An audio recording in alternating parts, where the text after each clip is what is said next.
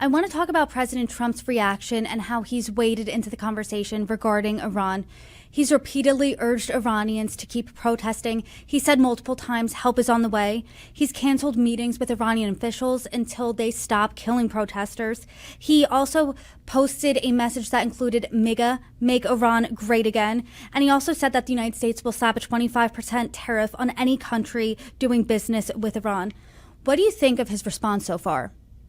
You know, President Trump's first statement on Truth Social, not just standing with the Iranian population, but promising to hold the regime responsible for a crackdown, really was a shot in the arm, really was wind beneath the wings of Iranian protesters. But as the statements continued, and there was some, with respect, botched commentary about Iranians dying in a stampede rather than dying at the hands of the Islamic Revolutionary Guard Corps and the paramilitaries and the vigilantes and thugs that are ruling the streets in Tehran.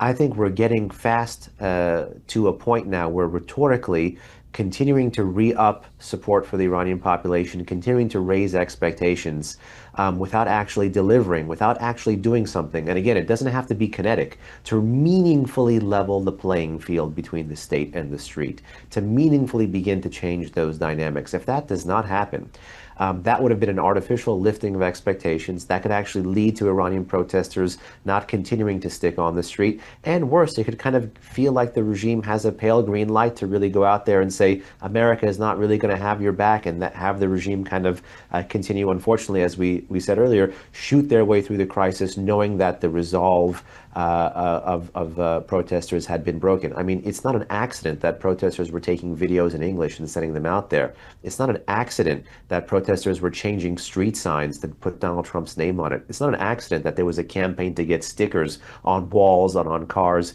in places where Iranians were protesting that had President Trump's name on it. You know, the Iranian community, the Iranian protesting population is asking for help because time and time again, they poured out into the street in an unarmed fashion and have beaten back by a regime that is armed to the teeth. So they're going to need help in terms of leveling the playing field and giving them a fighting chance. And to that point, President Trump has said help is on the way. He hasn't been really clear on what that help exactly looks like.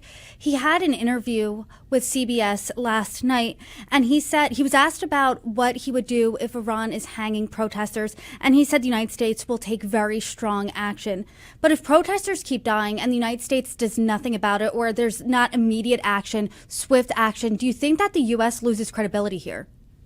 I feel like not only would the U.S. lose credibility for President Trump and his legacy himself, and this is not just about U.S. deterrence and credibility and resolve moving ahead, because sometimes it takes quite a bit of time and different presidencies to really build that back up in the mind's eye of your adversary. But for the president himself, who's had a pretty strong legacy on Iran, both against the regime and in support of the people, it risks putting him back in President Obama's category. And particularly now one sees the impact of the 2013 Syria Red Line debate and how much the botched politics there prolonged a civil war, fostered greater intervention, and fostered really a refugee crisis and greater civilian suffering for well over a decade in that country. And one would hate to see, both on a political reason, both with a political rationale, as well as perhaps more importantly, with a moral rationale, that be the case here.